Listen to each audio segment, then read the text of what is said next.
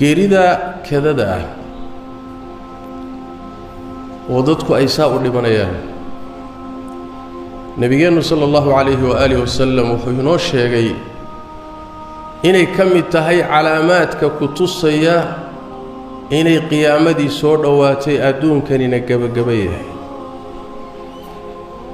waxa ka sugan inuu yiri nabiga sallallahu alayhi wasallam min iqtirab as-sa'a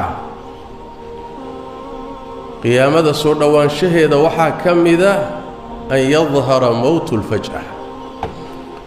inuu faafo oo muuqdo geerida kadadii waxa loo baahan yahay inaan diyaar garowno waxa loo baahan yahay inaynu ku talagalno ka qabriga maanta la geeyay ee soo aastay ka ku xiga miyaad noqon doontaa mise lama yaqaan xagee iyo sidee iyo sababtee iyo goorma waa hawl ilaahay khaas leeyahay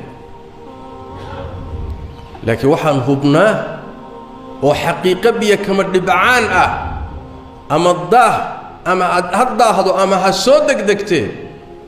inaad geeriyoon aad adduunkan dhaafayso xaqiiqo la hubo waaye kullu nafsin dhaa'iqatul mawt akhiiran xaaladahan aan ku sugannahay walaalayaal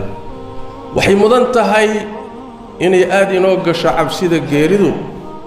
yidi diiladii adduunyo jacaylkana aan soo gaabinno wayba gaabatayba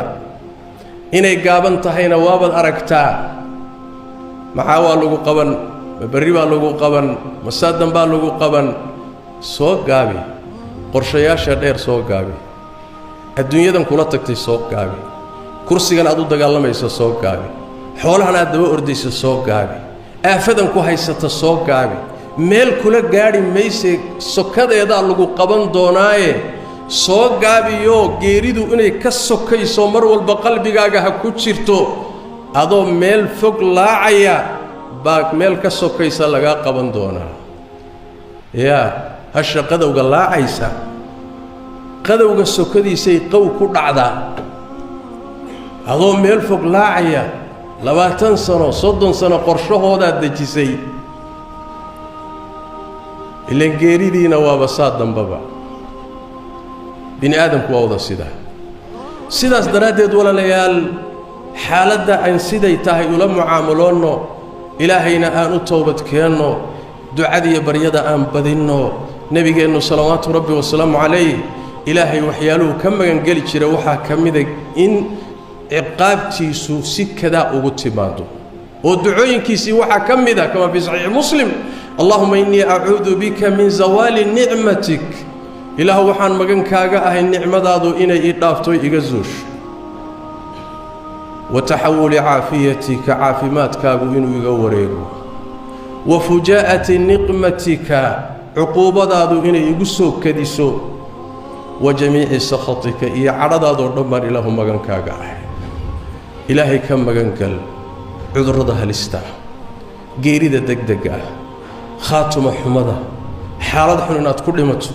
ilaahay u carar tawbadkeen ilaahay u tadarruc xaaladdu xaalad sahlan maaha ilaahay qadihiisa iyo qadarkiisana raalli baynu ku nahay haddana maca dalika inaynu dadaalno oo xaaladani nolosheenna wax ka bedasho dhanka wanaagsan isu bedela waa laga maarmaanay sallu wa sallimu ala khatami al-anbiya'i wal mursalin allahumma salli wa sallim wa barik ala abdika wa rasulika muhammad wa ala alihi wa sahbihi ajma'in warda allahumma 'an as-sahabati wat tabi'in wa tabi'ihim wa man tabi'ahum bi ihsan